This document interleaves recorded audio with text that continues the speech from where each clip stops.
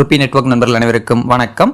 Disclaimer: இந்த video ஃபுல்லாக educational பர்பஸ்க்காக கிரியேட் செய்யப்பட்டது. இதில் எந்த ஒரு பங்கையும் வாங்க அல்லது வித்துருங்கன்னு நாங்கள் ஸ்டாக் ரெக்கமெண்டேஷன்ஸ் கொடுப்பது கிடையாது. நான் செபி ரிஜிஸ்டர்ட் அட்வைசரும் கிடையாது. இன்னைக்கு நம்ம பார்க்க போகிற வீடியோ டாடா மோட்டார்ஸ் பேசஞ்சர் வெஹிக்கிளுடைய சிச்சுவேஷன், ஃபினான்ஷியல் சிச்சுவேஷன் என்ன, எந்த அளவுக்கு வெஹிக்கிள் சேல் ஆயிருக்கு, ப்ராஃபிட் எந்த அளவுக்கு இருக்குது அப்படிங்கிற சில விஷயங்களை நம்ம அனலைஸ் பண்ண போகிறோம்.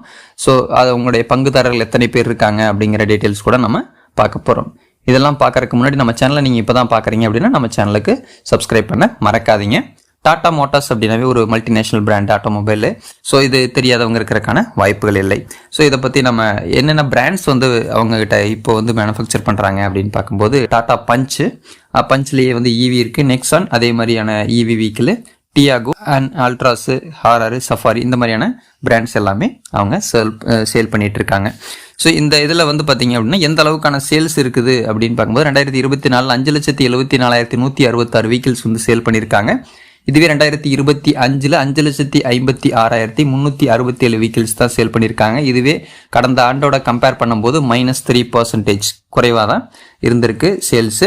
2026 கொஞ்சம் டெவலப் ஆகிட்டு 15% உயர்ந்து 6,41,587 வெஹிக்கிள்ஸ் சேல் பண்ணியிருக்காங்க.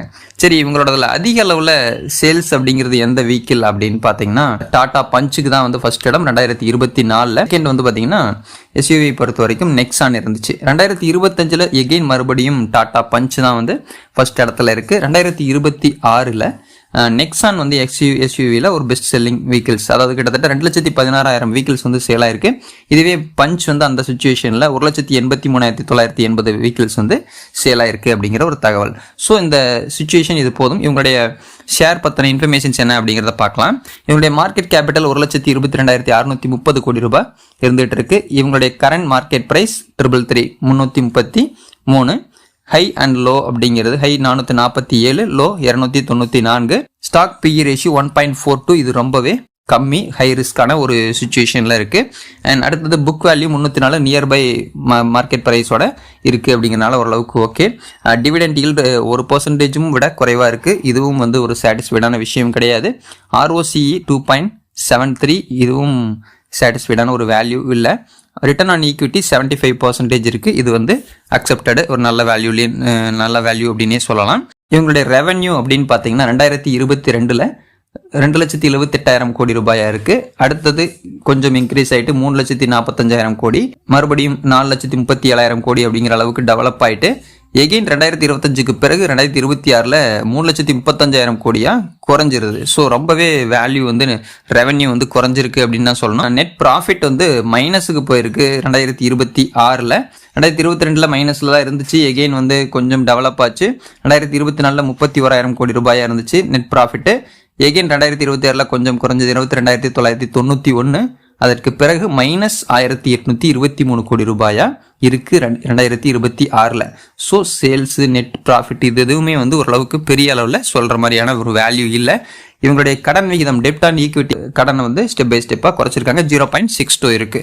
இதுதான் ஓரளவுக்கு ஏற்றுக்கிற மாதிரியான ஒரு விஷயம். சேல்ஸ் ரேஷியோ நம்ம கிளியராக பார்த்தோம் அப்படின்னா மார்ச் 2024 4,34,000 கோடி அண்ட் 2025 3,66,000 கோடியாக குறைஞ்சிருக்கு. எகெயின் அதிலிருந்து மறுபடியும் சேல்ஸ் குறைஞ்சிருக்கு. 2026 3,35,000 கோடி ரூபாயா இருக்கு. சேல்ஸுமே பெரிய அளவில் இல்லை, பாசிட்டிவ்னு நம்ம எதுவுமே சொல்ல முடியாது. ப்ரமோட்டர்ஸ் ஆவரேஜ் ரேஞ்சில் தான் போயிட்டு இருக்கு. 42%, foreign investors 17 range and DII பொறுத்த வரைக்கும் 17, 15, 16. ஸோ மாற்றம் சின்ன மாற்றத்தோட தான் ட்ராவல் ஆகிட்டு இருக்கு. பெரிய அளவில் ப்ரமோட்டர்ஸும் எதுவுமே இன்க்ரீஸ் ஆகலை. சிம்பிளாக சொன்னால் பப்ளிக் கிட்ட கிட்டத்தட்ட 22 to 23% ரேஷியோ வரைக்கும் இருந்துகிட்டு இருக்கு.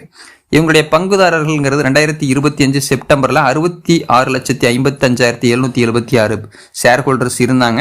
அது அப்படியே உயர்ந்து 2025 டிசம்பரில் 66,73,646 பேர். 2026 பார்த்தீங்கன்னா கிட்டத்தட்ட குறைஞ்சிட்டாங்க. 63,78,000 பேர் தான் இவங்களுடைய ஷேர் ஹோல்டர்ஸாக இருக்காங்க.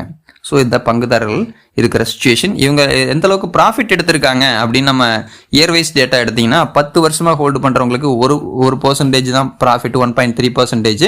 7 வருஷம் அப்படின்னு பார்க்கும்போது 19%. அண்ட் 5 வருஷமாக ஹோல்டு பண்ணுறவங்களுக்கு 12%. 3 வருஷமாக ஹோல்டு பண்ணுறவங்களுக்கு -3.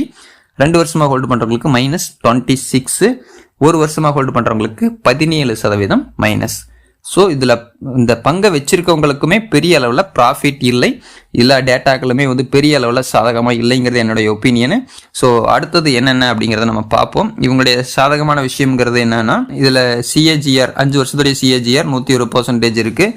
ஸோ அது வந்து நல்ல வேல்யூ தான் அப்படிங்கிறாங்க. ரிட்டர்ன் ஆன் ஈக்விட்டி 3 வருஷத்தோட பார்க்கும்போது 52% இருக்குது. இதில் இருக்கிற ஒரே விஷயம் ரிட்டர்ன் ஆன் ஈக்விட்டி வந்து 52% இருக்குது அப்படிங்கிறது.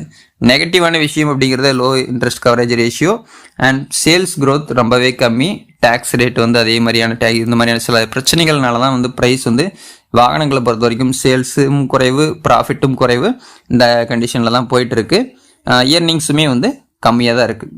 ப்ரொமோட்டர் ஹோல்டிங்குமே வந்து ஆவரேஜ் வந்து பார்க்கும்போது -3% ஆயிருக்கு அப்படிங்கிறாங்க. இப்போ இருக்கிற சுச்சுவேஷன் பொறுத்த வரைக்கும் பெரிய அளவில் முன்னேற்றம் இல்லை. இனிமேல் வந்து அது மேலே வந்து டெவலப் ஆகி போகுமா இல்லையா அப்படிங்கிறத நம்ம வெயிட் பண்ணி தான் பார்க்கணும். நீங்கள் டாடா மோட்டார்ஸ் பேசஞ்சர் வெஹிக்கிள் பற்றி என்ன நினைக்கிறீங்க அப்படிங்கிறத கண்டிப்பாக கமெண்ட்டில் பதிவு பண்ணுங்கள். மீண்டும் அடுத்த வீடியோவில் சந்திக்கலாம். நன்றி, வணக்கம்.